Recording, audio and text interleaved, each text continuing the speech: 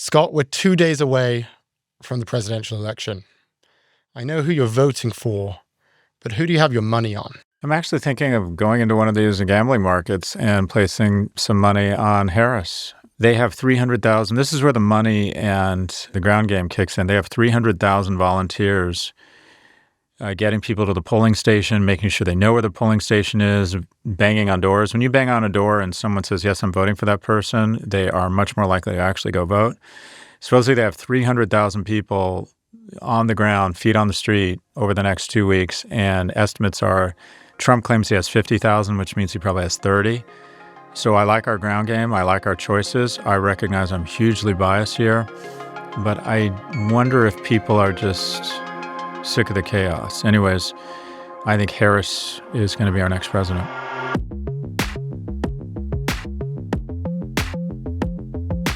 Welcome to First Time Founders. I'm Ed Elson. This election is very unique for a lot of reasons, but one of them is that for the first time in our nation's history, Americans can bet on it, legally. My next guest is responsible for that change. He created the country's first CFTC-approved prediction market that lets you trade on future events, including the election. And if you're a regular consumer of politics, you've likely heard of this company before. This is my conversation with Tarek Mansour, co-founder and CEO of Kalshi.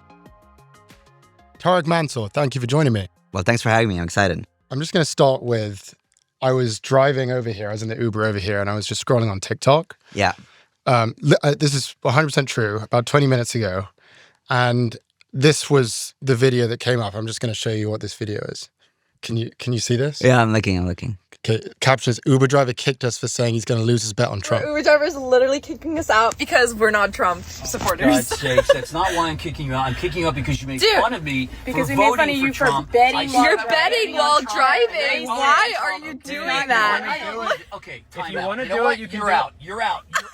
For people who are not watching on YouTube, it is an Uber driver who is betting on Kalshi, on Tarek's platform, on the election, on his actual screen on the Tesla, and then the passengers are complaining about it, and he's kicking them out. Your reactions to that TikTok I saw 20 minutes ago. Well, I mean, it's pretty ridiculous. But first of all, don't bet and drive. I mean, so we legalize betting in the U.S., but not betting and driving at the same time. Okay. That is actually dangerous. That's good. Okay. I think betting on the election is not dangerous. Betting on the election while driving, that is actually dangerous. Very different thing. So do not do that. Kalshi is not advocating for doing that. But pretty cool though. It's crazy. And I will also say, you are everywhere right now. There are articles about you, a lot of very negative articles, or about your company. We've talked about your company multiple times on the pod. We've had debates about whether it should exist or not. So I would like to just get on a personal level, how does it feel to be everywhere right now? We are in a lot of places. I mean, I think, it's we're obviously ramped up the marketing. We have billboards. I don't know if you saw these live billboards where we show. New York. These are actually, if you bet on Kalshi right now, it will show up live on billboards in New York, Vegas, LA, pretty much every single major city. So yeah, I mean, it's a big moment. Look, personally, on a personal level, I mean, I think there's ups and downs in companies. I think what Luana, my co-founder, and I have learned, you just gotta ride it out. Like we're less volatile now. Like we feel the ups a bit less, and we feel the downs a bit less, and everybody's super excited and loves us right now. And in 4 months, we're not the news anymore, and people forget about it, and it goes on, and that's what building a company is, right? Like people, there was a tweet today that's like, Kalshi is the newest quote-unquote overnight success, but they've been grinding it out for, God knows how many years. So it's a grind. There's been a lot of down moments, a lot of pain, but these up moments make it worth it. It's really fun to do. But I honestly don't think we really care about the attention so much as like, we just love this product. Like we love that people can, trade on the election right now. We're having these real-time odds. We love that we're providing, and we believe we're providing more truth, and we can talk about that. But it's been tiring as well. We've been working 24/7. For people who don't know, I think most do, what actually is Kalshi? So Kalshi is the first legal prediction market in the U.S. So the first legal place in the U.S. where you can bet yes, no, or trade yes, no on any future events. So who will win the election as of this October? We can talk about us winning the lawsuit, but also Will it rain tomorrow? Will inflation go up? Will the Fed raise interest rates? Will COVID come back? Will TikTok get banned? Really, anything you can think about. We don't do violence, war, terrorism, assassinations. And as of now, we don't do sports. And how did you come up with this idea? So I worked at Goldman Sachs when I was at MIT. So at MIT, I interned at Goldman Sachs in 2016. And I also worked at Citadel and a few other places. But at Goldman, something striking happened. In 2016, that summer, most of the institutional money, like high net worth individuals, family offices, just big, rich corporations or people, it was crazy because they weren't asking about the instruments that we were trading. There's like options and swaps and credit default swap and all these complicated things, but no one actually gave a shit about that. Like what people cared about, they were like, what do we do about the election? What do we do about Brexit? So those two were happening right in that fall. And it was like, we want to bet on the election or we want to hedge against Trump, like bet on Trump or hedge against Trump, bet on, at the time it was Hillary or against Hillary. And so we come up with these bundles. And you see them right now, like Goldman and JP Morgan, they all like the Trump bet, the Trump bundle, whatever. Yeah. And it was weird because one, it was a proxy. It wasn't exactly what they wanted for. It was indirect. Two, we would charge them crazy fees. It's over the counter, not on exchange traded. And three, this is the thing that irked me the most, which is like, why is it not accessible for everyone? Well, they're doing it. Right. Why can't anyone do it? So the idea of building, hey, like, what if you build a New York Stock Exchange where this is actively traded, it's transparent, everyone can see, and anyone can access. It's like an exchange where you can bet on an event, where you can trade on an event the same way you trade a stock. Yeah. That was the genesis of Kalshi. It was illegal. We spent 3 years getting it regulated, and we did get it regulated by the federal government. So you said at the time, Yeah. betting directly on an election was illegal. Why was it illegal? It was kind of never regulated in the US, but it was done a lot. So it was insane. If you look at the New York Times and publications back in 1900s, 1800s, they had like live tabloids of live bets, really?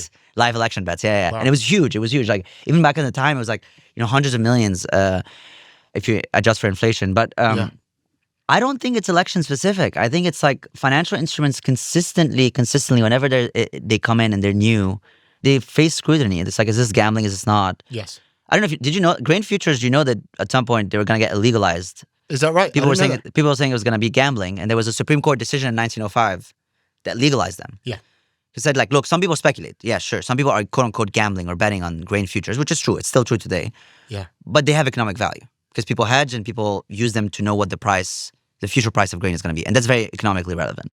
So why was the election contract the one they said no to? They said, yeah, we're down with you trading on the weather. Why elections? Yeah. As you point out, the economic value argument doesn't seem to hold up because there's no economic value necessarily in understanding if it's going to be rainy tomorrow. Sure. So what was the sticking point on the election question? So look, I mean, I think there's like well, first of all, I do think whether it's going to rain tomorrow or not is very important. That I do think has economic value. Let's hear that. Let's hear that. Yeah, first. I mean, I think the OG traders of the weather are actually the farmers. Right. It's like you know how like there's this lingo of orange futures forecast the weather better than the Weather Channel. I didn't know that, but I love that, and I'm sure that's true. And they do because actually oranges are fluctuate a lot with the weather. Like Right. the harvest and the prices of oranges fluctuate a lot with the weather. But so, forecasting the weather is very important, actually. Okay. And you can extend it to knowing whether a hurricane is going to hit a certain territory versus not. Like, we actually have people in the Keys in Florida, and every hurricane season, it's interesting. We do have a phone number on Kalshi. We keep it very hidden because we don't want a lot of people to call us and support. We get flooded. No one uses it, right? People use Zendesk and chat. But actually, around hurricane season, we start getting phone calls. And it's basically people from the Keys in Florida that usually, it's a bit kind of like older generation and so on. Yeah. Insurance companies have pulled out of the Keys in Florida. They don't insure. They don't love insuring and taking the risk because there's been so many hurricanes. It's kind of like a very dangerous area. Yeah. But we have a market about that. Right. So people put on a hedge on Kalshi against damages to their properties, against a hurricane hitting their time. So that's economically relevant. That's insurance. That's important. Like, that's important to do. And yes, some people are speculating, but that's true for insurance, right? If you're insuring against something bad happening, someone else is speculating on that on the other side, which could be the insurance companies and so on. You asked about elections. I mean, look, I can't speak on behalf of regulator, but the thing that happens is like there's always a sort of official and unofficial. Like, I think the official response was like, hey, trading on the election is gaming. Yeah. That's no different than, going to a casino and betting on a slot machine or betting on the outcome of roulette. And I think you're asking a good question, like how is that gaming, but weather is not? That sounds like a weird line to be drawing. Yes. So there's an unofficial answer. It's just like people have found it to be taboo. DC doesn't love the idea of people trading on the election. Generally speaking, that has always been true, but that does not mean it's a bad thing, right? And so we argued in court. Actually, it's a tremendous proposition to be arguing that elections are a game. Right.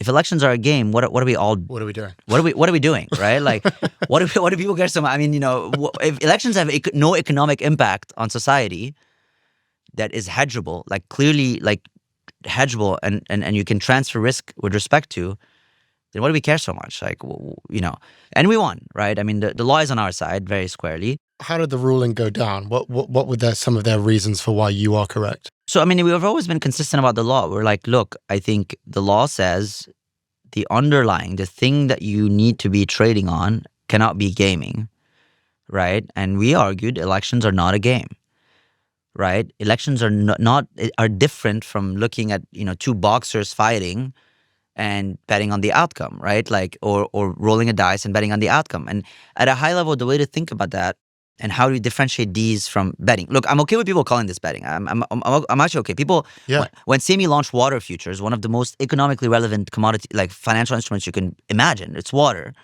People called it betting. Oh, now you can bet on the water. Okay, fine. So that's fine because betting is very similar to speculation. Are people betting on the stock market? Yes, in some forms, but that doesn't mean the stock market in and of itself is bad. But there is a line to be drawn, and the line is artificial risk versus natural risk, right? If you and I right now, I don't know, like pick dice and roll it, and we bet on the outcome. We create an artificial risk so we can speculate on it. That's entertainment. We're having fun with it, right? Brexit happening or not, hurricane hitting somewhere, TikTok being banned or not, legislation, elections are natural risks. They exist independently of you and I. And once there's a risk that exists, you now have the need for a market to transfer risk from people that have it but do not want it, they cannot bear it, to people that don't have it and have capacity for it. It could be hedge funds, it could be large institutions, it could be people that want to speculate and so on and so forth. Yeah. And that's why we have a derivatives market. It's risk transfer, essentially. I think that the majority of transactions that are happening on the stock market are gambling. Sure. I think that's true of options too. I think that's true of trading, and that's okay. And we're down with that. And I don't think it's necessarily a good thing, but I almost don't feel like it matters whether it's a good thing or not. It just is. It's something that people do, and that's okay. And so that's how I view Kalshi. I'm like, in my view, I think it is gambling in most cases. I'd be interested to see if you agree with that. But that's fine with me. If you want to gamble, you can gamble, and that's okay. And the other side to this is gambling is legal. You can go to the casino and gamble, and you can bet on a boxing match. So I still don't fully understand what the regulatory questions are here, because there are many, in many states, you can gamble on sports. You can do whatever you want. Look, honestly, I think that's a very informed view, and I love that because, like, I've learned to believe like the simple statements like gambling on elections is bad just resonate better, than like telling people like, hey, you should get informed, like read why economists love these markets, why people don't like going below the surface. They just like hear the thing and like, great. So, but like. And by the way, I just want to point out, like, again, I kind of agree with that. Personally, I don't want to gamble on the election personally. But you think it's like fine? But it's fine. So I mean, I also don't want to like chain smoke cigarettes all the time. I mean, I get it. So I think like I would say a few things, and I kind of like I'll address a few. Let's talk about some of the kind of alternatives, and then we come back to our market. So credit default swaps, which are basically a way to insure against company debt, right? So generally, the market for that is around like I think per year. Today, it's like in the tens of billions of dollars, like maybe close up to 100 billion, right? That's the market for hedging actual debt. But the trading volumes, are actually closer to trillions. So you have a solid like 10 to maybe even like 50x factor. Exactly. What is the rest of that? Yeah, well, exactly. That's speculation. Speculation. Yeah. And same with, sorry. No, I mean, it's speculation. So my point is we've just established that in traditional market, and by the way, this is also true for grain futures, for commodity futures, all these things that have a lot of economic value, that are important, and the stock market. I actually, do think that most of the transactions in the stock market are not capital allocation. That's right. And the reason why you cannot stop speculation, if you take out speculation from the stock market, you know what would happen? There's no more liquidity. Yeah. It dries up. There's no more stock market. There's no transactions anymore, right? Like there's no live ticking prices. Nothing is happening. So the people that need the capital at that point, the very purpose of the stock market fades away. Mm-hmm. And we've seen that. No stock market weakens capitalism. You start erring on the side of telling people what to do and what not to do with their money. So it's the same thing here. Yes, there's a lot of speculation. And I'll tell you, like, majority of things are going to be speculative. If the market is liquid on Kalshi, it will be a lot of speculation. Mm-hmm.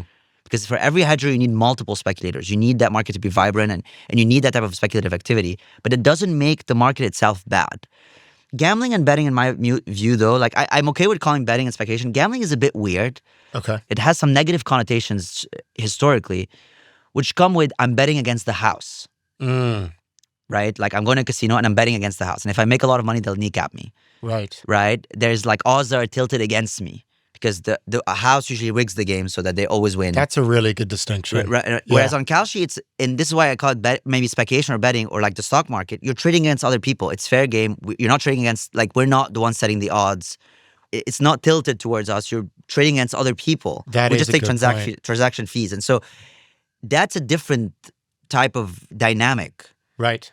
You're not always negative EV in our markets. Yeah. Hopefully, if you're informed. I mean, I'm just trying to think like how sports betting works. I guess that's a lot gambling. of it is against the house. The house sets the. You sets bet the against DraftKings or you bet against FanDuel. Right. There are some new ones where it's like kind of more exchange driven, where I'm betting against you or other people, and we are setting the odds by putting orders against each other. Yeah. So our prices are not set by anyone. It's like actually market supply and demand. Yeah. It's like the stock market. Totally. I hadn't thought of that, and I think that's exactly right.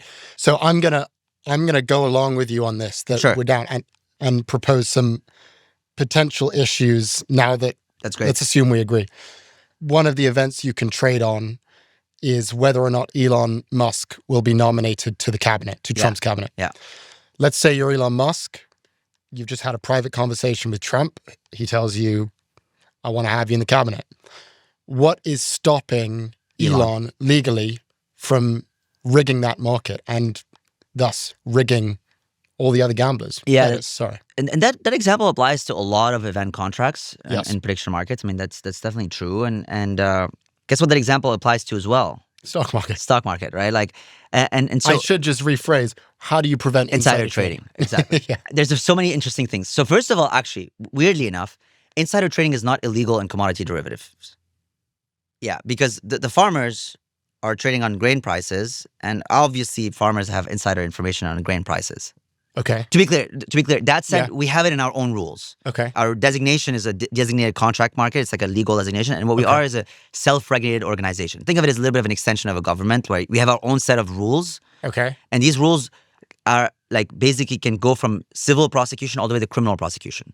Okay. And we have a rule against insider trading. We do have it, actually, Kalshi, but that's not because of the law. We impose the rule that you cannot trade on material non-public information on prediction markets, on our prediction markets. So Okay. if you do, you're actually violating the law. Okay. Because violating the rules of an SRO is violating the law. This is fascinating. Yeah. Okay. So if you violate the Kalshi rules, you're violating the law, and we can prosecute you. You can impose fines all the way to criminal prosecution. You can be prosecuted by the CFTC. Basically, Okay. same way that if a Goldman trader commits insider trading, they'll be prosecuted by the SEC. So same thing. Yeah. So from a legal perspective, it's the same thing. We established that. Now the question is like, how do you enforce against it? Right. Exactly. Same thing as the stock market, right? Like if Elon has a product announcement, or anyone at Tesla has an upcoming product announcement, and they call their cousin, and they say, "Hey, this is coming. You should load up on Tesla options." How does the New York Stock Exchange police against that, right? They have actually a very good mechanism, and we have the same ones that we've built over the years. So we have, first of all, we have surveillance systems that are constantly ingesting trading data and seeing weird artificial patterns, right? Like if someone is loading way out of the money, buying stuff that's trading at 10% and suddenly it moves to 90 the next day, those usually get flagged, especially if the transactions are large. They get flagged and they go to investigation. We have a whole investigation department that basically investigates who they are because we KYC people. We know who they are. Yep. We ask them questions. We know it's like opening a brokerage account. So we have their SSN and so on. Yep. And then they can be escalated for an investigation where we figure out why did you place that trade and how did it come to fruition? Very similar to how insider trading is monitored on stocks. Is this perfect? No, but people do insider trading on stocks. The most important thing to flag When insider trading becomes vile and bad is when it's large. Yes. Like the larger, the more important it is to flag. Like if someone puts $10 on Tesla options because they had some of their cousin told them something, like is that going to be flagged? Right. Probably not. Now, if that $10 turns into $20 million, that's a very different story. Yes. But also $20 million is much easier to flag. You figured out the regulation. That's Up your front. big innovation. Exactly. And, you described how when you're working at Goldman and these family offices would want to make bets on the election, I would bet that Goldman is looking at Kalshi right now and they're thinking, holy shit, they're about to take our entire trading business, or at least in that aspect of things where people want to make these sort of narrative-driven bets. And why wouldn't they just do it on Kalshi? They don't need Goldman to bundle up this special options package for them. They can literally just bet on the story. And it's all because you guys figured out the regulation. How did you do that? And what did you learn about the regulatory system? What about your process actually pushed this through? It took a long time, because you need to imagine it's 3 years. All we're doing is regulation. I'm drafting law and policy and regulations all day, all night. Everyone around us was saying this is never going to happen. Every single lawyer, when we first started the company, in one day we called 65 lawyers. All of them said, no, it's not happening. Really? This is stupid. Yeah. And the CFTC wasn't giving us any oh yeah, we're going to do this. It was mostly oh, here are all the issues with this thing. And we would go take these issues, fix them. And then there's more issues and more issues. It was like rocking through this desert. Right. You have no evidence whatsoever that the desert ends. Actually, all evidence is pointing that this desert is not going to end. And we kept going. And I really think that was it. I think a lot of it is actually you just have to stick it through and it's a war of attrition. And you have to just keep pushing and keep your conviction. And what kept us convicted is look, we will stop when we get what we want or we are proven wrong. And until we are proven wrong, literally mathematically proven wrong, why should these markets not exist? Yes. We'll keep going and see what happens. We'll be right back.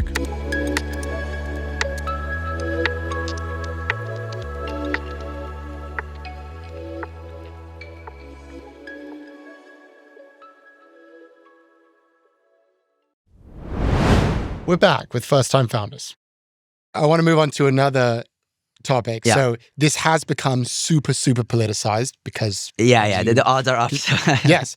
And a lot of people are looking at the odds on Kalshi right now, which as of today, I think they're around 60%. 60? for Is Trump. it 60 right now? Let me check. It was, I think, 60 a day or two ago. I thought it might have dropped to 58. I think 59%. 59, yeah. 59%. So a lot of people are saying that this is one of the arguments in favor of this, which I don't fully agree with, is that this is an alternative to polls. Sure. Because it's more accurate than the polls because people are actually putting their money forward. You're drawing from the wisdom of crowds. Yeah. My belief is that this is not necessarily the base truth. Sure. Because one of the biases that I've noticed, which I saw you guys put your numbers out on your demographics, is 90% of the people on Kalshi are men. Yeah. And so, my view is baked into this is a level of bias that means that it can't just be the exact truth. Your points on my thoughts on that. Yeah, no, I think that's a great point. Let me address a few things, and I kind of keep repeating this, and I know you know this, but it feels like general population doesn't understand this. Market odds are pricing the probability of a candidate winning. That's not what polls do. Not what polls are, yeah. If you're up 2 points on the polls, you're up more 5 to 10% in prediction markets. Right. In odds. That's not the same thing, right? 60% odds is not 60% in polling. If you're polling 60% up, yeah, you won. You're 90% chance of winning in a certain place. So I think people are overreacting to this in either case. The Republican camp, they're going crazy. Yeah, this has been crazy. I know it's been crazy. It's been crazy. I agree. I think the Republicans are kind of taking it as a strong sign of victory, and the Democrats are taking it as a strong sign of defeat, rigged. and it's rigged and all. But I'm telling everyone, calm down. First of all, this is still a coin flip. It's slightly biased. And if it was in the sports context, if Barcelona is slightly disfavored versus Real Madrid, Barcelona wins very often. So that's one. Two, 10 days is a very long time for these markets. 10 days ago, the odds were 51% Kamala Harris. Now they're 60. It moves. That's the whole point is it moves and it's pricing in real time. So that's kind of putting that out there. Now, I don't think sampling bias is a real thing in prediction markets, to be honest. I don't think so. And I don't actually really agree with that. The basic point is actually, so fine, there are more men than women on Kalshi. That is true. We released that. We said that publicly. 90% is men, 10% is women.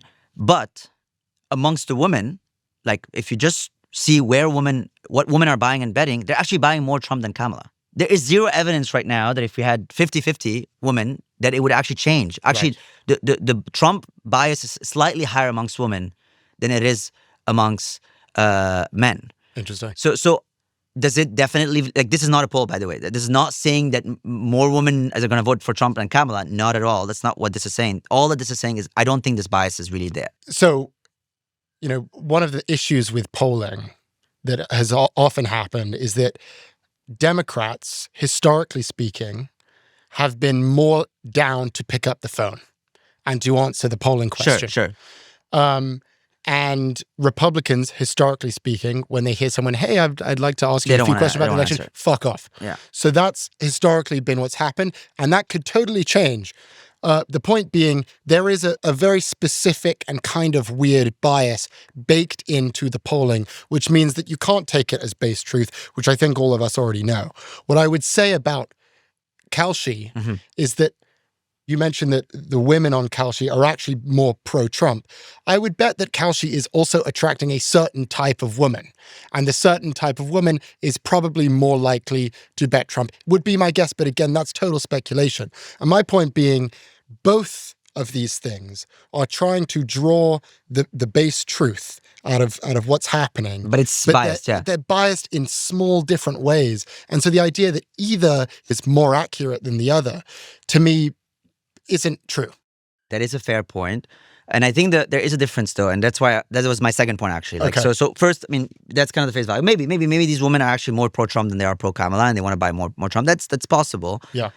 But, and that's important to understand, like in polls, if that happens, it's done. You polled a bunch of people and you get the number and that's it. In markets, if the true value, if the fair value, the theoretical correct answer is 50, and there's weird flows that are biasing it to 60, arbitrageurs and traders that like making money. I hope that we can all agree that people in America, or really everywhere, like making money. Like I hope, I hope that there's no disagreement about the fact that I don't care about people money. are greedy. Like as long as you trust that people are greedy, I love it. like people are studying these insanely obsessively. They study the polls. They study how the polls are being made. They study statements. They study historical data. They study the markets. They study other markets like stocks and so on. Now, if this is true, if we are really at 50-50 and the odds are saying 60-40, there is a multi-$10 million incentive to bring it back. Mm-hmm. And we have institutional liquidity. We have institutional liquidity on the platform, like really smart money. It is there. Really? It could be individuals that are really smart. I mean, we have Susquehanna on the platform, SIG, one of our main partners, that has been pricing and trading these things forever. Yeah. We have other prop shops and hedge funds, some of the smartest people on earth. Like, you can imagine all the names. They're not, SIG is public. The others didn't make it public. Okay. But smart money brings back the prices to where it should be because there is incentive to do so. Like fine, there is a Trump bias in the flow. That is like what people consider to be the best type of flow for the Citadels and the Susquehannas of the world because they come and trade against it and bring the prices down. And these people are actually trading at a loss, at a negative expected value, and the market makers are trading at a positive expected value. That makes a lot of sense. What I would say is that, the stock market has a lot of liquidity, and oftentimes, as we have seen in the past, the stock market can be wrong about things. People can be just sort of wrong and they can get things... Irrational, yeah. They can be irrational. So that is my view on this, is that people are irrational, therefore polls are irrational, and therefore markets are irrational. And so this debate over this one's true and this one isn't, to me feels a little bit useless. And I guess the question that I would sort of wrap up this specific point to you with is, do you think that Kalshi should be replacing polling in some way? I think let me address liquidity and then the sort of irrationalism of markets, which I agree with, by the way. Yeah. So we are very liquid, actually. By the way, could you just give us the statistics on how much money has been wagered? And it's different, by the way. So it's liquidity, and people confuse this a bit with volume. Okay. Liquidity is how much you can take at a point in time without moving the price a lot. How robust is the pricing and how much you can take. On Kalshi, you can take multi-million dollars without moving the price at all. It doesn't move it. The price won't move. So if you take multi-million-dollar position, the price won't move. Wow. you can take up to $100 million. Which is reflective, by the way, of how much money is in. Yeah. Exactly. But also how much the liquidity providers, this institutional market makers, makes the difference between like a small betting market versus like a stock market. Yeah. If you can take up to 100 million and it won't move the price by more than 1 to 2 cents. 100 million. So it's very hard to move the prices. You need like tens of millions, and the impact will be very marginal. So that's one. Two, I have never said, by the way, these markets are always accurate. Nothing else. We can't say what the future holds, right? That doesn't make any sense. But what I can say is these markets are more accurate than alternatives, and I do stand by that. Okay. Right? Like if you look at the mean error of our forecast to everything else, we've been the most accurate on inflation forecast, better than the Bloomberg Economist survey, a variety of other surveys. Really? Yeah. Fed interest rate decisions, climate and weather, even earthquakes. That doesn't mean we can forecast earthquakes. That's a crazy statement. I'm not making that statement at all. But the alternative is like you hear a pundit on the news, or like you hear someone saying something crazy because they want to get some press or whatever. Yeah. But now you have a mechanism to like, hey, if you have some information about this, come put it to market and get paid for it, and then we get an accurate price from that. But these should not replace polls. They're doing something different. This is an additional source of data. I keep saying more truth. Yes. I don't say exclusive truth or like we're the only truth. No, we're not. Yes. Like more truth. Just 100%. Just get informed. Look at the markets. Look at the polls. Maybe don't look at all the crazy videos on TikTok, like because there's misinformation left and right? Like if you, but I don't think they should replace polls.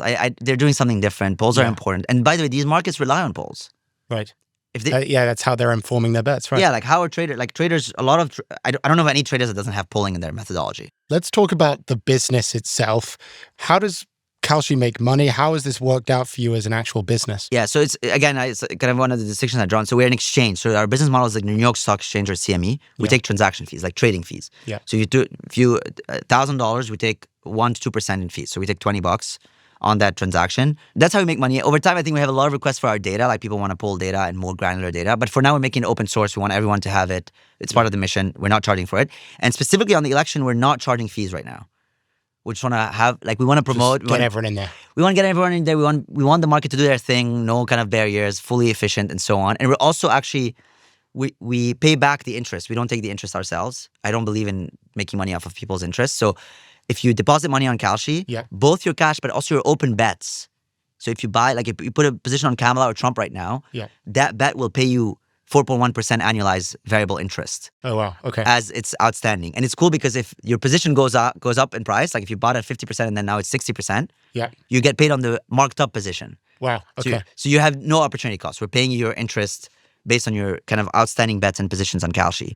And the expenses, is it an expensive thing to run? Yeah, regulatory. I mean, we have to think of building the New York Stock Exchange from scratch. So we run a clearinghouse. We have one of the handful of clearinghouses in the US that can, really move money and clear derivatives, exchange.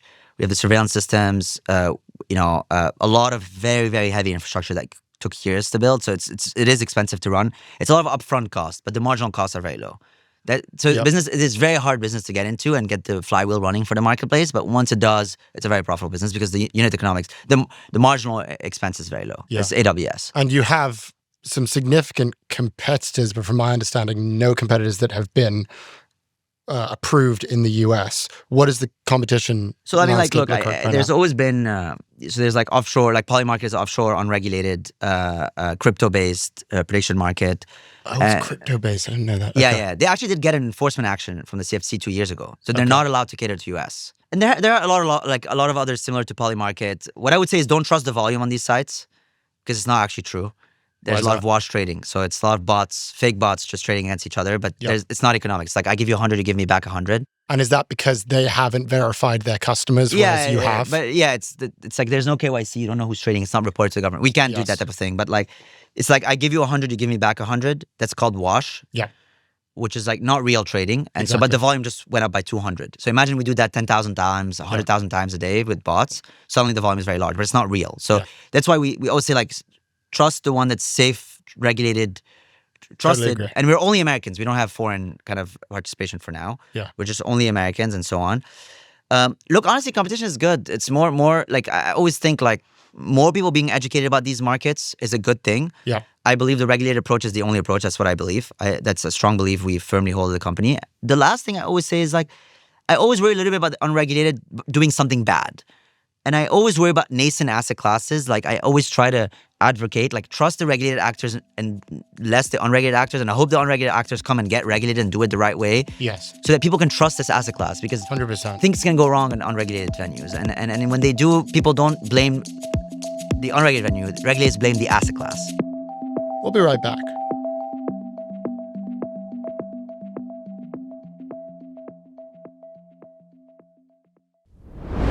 We're back with First Time Founders. I want to shift gears to your personal journey as an entrepreneur. Tell us a little bit about your background. Like, what inspired you to get into this? You mentioned you worked at Goldman, you went to MIT. What sort of led up to Kalshi in your life? It's interesting because both my co-founder and I had like very similar backgrounds. So I was born in LA. I grew up in Lebanon. Luana grew up in Brazil. We were both math geeks in school. Going to MIT, we met. This is your co-founder, Luana Lopez. Lara, yes. And you met at MIT. You met at MIT. Okay. Yeah. So we met at MIT. It was kind of like we were both math geeks. We were like love getting into MIT. That was the place for math geeks. And then we both kind of loved finance, but we weren't like the type that was, you know how like there's a persona, was like the entrepreneur, the person that's always building products. I want to be kind of like. We weren't Steve that. Jobs, yeah. Yeah, we didn't have that. Like we weren't reading books or listening to podcasts. I think I was very firmly convinced that I was going to be a trader. I was going to be at Citadel. Like I loved working at Citadel. Citadel was amazing. It was incredible. But it was one of those things that the idea was just wouldn't like let go. Basically, it was just like the idea was so kind of like constantly in the back of our minds, and it was like pulling us to it slowly. It kept on popping up, right? Like it's in some ways the idea pulled us into building the company rather than the vice versa. Like we weren't looking for an idea. It's like the idea just kind of pushed us. And we kind of loved it. It's like this beautiful notion of what if you can apply markets to price the future? Yeah. Right? Like we price anything now. Why don't we price our future, right? Like imagine we can ask questions like, will GDP go up if Trump gets elected? Will GDP go up if Kamala gets elected? And you can have a market-based pricing for that. Let the market tell you. Yeah. Like, market truth, right? And that was the elegance of it. And we really liked that. And so slowly, we basically just kind of got dragged into it. And they were like, all right, we're going to have to build this company now because we would regret not doing so. It's almost like there are some ideas that are so obvious that they have to get done. Like I feel like if it wasn't going to be you, it was gonna be someone else was going to do it. And it's so interesting to me that the hurdle was the regulation, and you wanted to be a trader. You clearly have a massive math brain. I doubt you're doing any math these days. Not anymore. Well, we do some. I mean, we've hired people that are a lot smarter than us, which is Helpful. Which is helpful. Yeah. We do less for sure. We were making jokes this week actually. Like, I've slowed down. I was better at math before. You know, out of practice. I'm sure you're good at lobbying now. Better. Yeah. I mean, not but like engaging with regulators and politics, definitely better. But I would like to hear a little bit about that. I mean, first let's talk about maybe fundraising. I mean, you've had huge success in fundraising. You've got some very big name investors. What would you say makes you a good fundraiser, and what are the qualities of a founder who can go out and raise a lot of money? I think I'm a good fundraiser in some ways, but like there are better fundraisers for sure. But I think like I build relationships with people. I don't play a lot of games. I'm very honest and transparent up front. Yeah. And I've always kind of had that approach to raising money. And I explain to people like, hey, this is a long journey. This is a company I'm committed to, and we want to build long term. And I think a lot of investors kind of appreciate that because they're used to the games and the kind of. So I just usually build a relationship with people that I kind of like, and I talk to them about the business, and I genuinely consider it as a two-sided interview. It's like, do I like this person? Do I think they get what we're trying to build? And I think like all things, it's a bit like dating, and you have to be convinced that what you have is valuable, you know. And I never made the claim like Kalshi is going to be. I hate these claims, like, and a lot of founders do that. Like, we are going to be. We're the next Apple. Yeah, we're the next Apple. We're going to be $100 billion company. Like, I don't know that. Right? Like, I don't say that. Like, there's a lot of things that have to go right for us to get there. But what I do say is it has the potential to. And I do think so. Like, I think we have the potential to be a $100 billion company. And if things go our way, that's the size of the TAM. That's the potential opportunity. Will that happen or not? I don't know. I can't say for sure. But I will work as hard. I mean, I've shown how hard I'm willing to work and how much I'm going to sacrifice to make it happen. Yeah. And I think a lot of people appreciate that. It gets to the basics of just negotiating, right? And it sounds like that what you are is an incredibly skilled negotiator, and you've kind of proven that through getting this through in your dealings in DC. And what I have found in negotiating is that it does all start with kind of your initial position, which is like, how confident am I in myself and in the product that I'm trying to sell? So you mentioned like a two-sided thing. It's like, this is where I stand. This is what I'm looking for. And this is what I'd like to get from you. That's my position. Yeah. And it sounds like you're very, very confident about that. And I think the question is, for people who want to get good at that, where do you get that confidence from? Like, what do you sort of hype yourself up before you go into a meeting? How do you sort of walk into the room and say, yep, this is who I am, and I'll be unapologetic about it? I'm always like interested. People like around me say like, hey, where'd you get the confidence from? But like, I always like, it always rings a bell. I'm like, I have long periods of lack of confidence. Like you know what I mean? Like, it's like, right. I have a lot of insecurities in a variety of different ways. And maybe I've gotten tougher over time. Like, people don't see it as much, but people like over assume how confident founders are and how it feels on the inside. Like, right. I think I've really taught myself a few things. We've gotten punched down and beat down so many times. Like, press loves us at some point, and the press hates us at other points, and everything that happens at the company is always your fault. And everything that happens at the company is always because you're a legend. Like, anything good you get congratulated for, and everything bad you get berated for. And then you realize, actually, it's not like, I didn't do anything in the last 2 months. Like, all the work was actually the day in, day out of like chop wood, carry water, chop wood, carry water. Yeah. So I realized, like, actually, like, less things are in my control than I think are in my control, or that people think so. Two, I think I genuinely try to start loving the process. I really do. Like, I now, like, I'm trying not to love too much the attention and not to hate too much the bad times. I'm trying to just like my job and like my work. Mm-hmm. And I would say that the last one is, it's a bit of absurdity of life. Like, don't take yourself too seriously. Yes. You know, it's like, I'm not a legend. I think I'm a pretty good founder. I think I work, and the reason is not because I'm this mythical genius. I like work really, really hard. I really do. Anyone around me knows how hard I work and how much I'm willing to sacrifice. I'm reasonably smart. Like, you know, I'm neither a genius, no, but and that's because partly because of one, and I've worked on my EQ over time. Like, I like engaging with people and meeting people and so on. And but number one is by far and large the most important. That's it. I just work really hard. Yeah. And if you really understand where the success or lack of success comes from, then you're like, it doesn't get to your head. Like, 100%. Yeah. I'd love to know, as you're becoming more and more famous. Yeah. The company, especially. I mean, this company is everywhere. And you know, when this episode airs, it'll be a few days before the election. I will bet that you or Kalshi are going to be just somehow in the crosshairs of all of the political craziness that is going to happen. And maybe it's already happening to you. Do you read the comments? Do you read what people say about you? I mean, I know there have been these articles that have been saying Kalshi's a problem. Do you read those? Like, what do you think about when the public starts talking about you? I don't really read anymore. You don't read? I don't really read the press. I read, I barely, like, people call me, it's like, oh, sometimes they call me about my own quotes, and I'm like, I don't even remember saying that. Like, I really, like, so it happens. Look, I think the way I view it, and Luana, co-founder, is very good at this, if you're long-term oriented, there's going to be ups and downs in the short term. It's a bit like a stock, but it all stabilizes over time. And so be long-term oriented, so don't worry too much about the short term, whether good or bad. Like, don't be too happy about the good and be too worried about the bad. But then the second thing is actually do good. Yeah. I really believe in that. Like, look, honestly, I was working at Citadel. I think I might have been actually richer if I stayed at Citadel. Mm-hmm. I mean, maybe now it's compared, but like, you know my point. Like, it's cash. You get paid a lot at Citadel. Like, frankly, it's insane now. Like, the things I'm hearing are truly insane.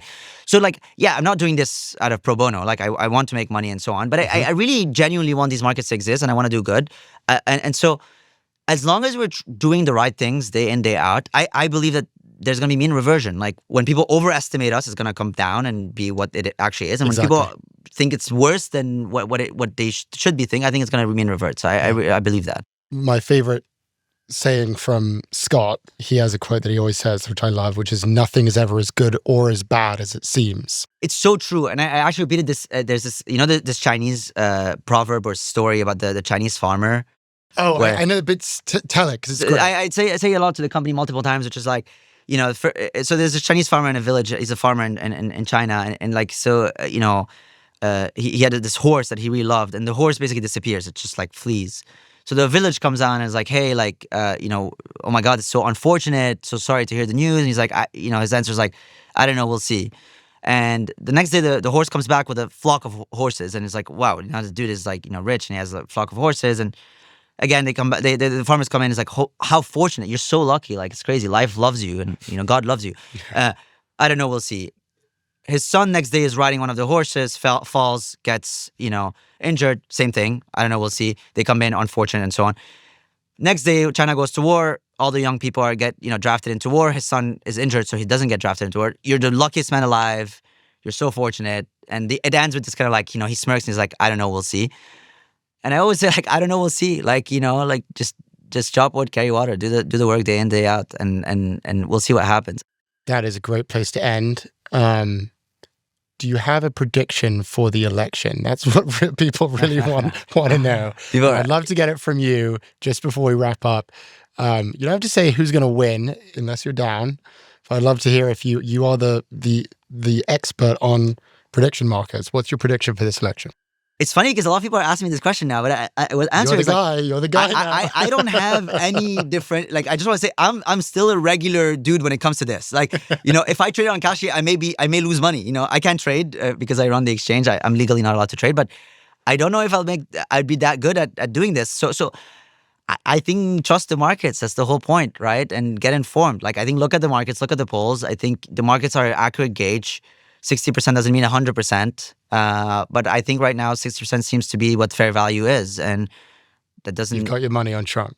I don't have not your personal. But I really think trust the market. But no, I think 10 days is long. It's going to move a lot. Yes. Whether up or down, but it does move. We've seen this. People are so short-term driven right now. It's like, oh my God, but like you see tomorrow, it moves and moves and moves. So it's a very long day. 10 days is a very long time.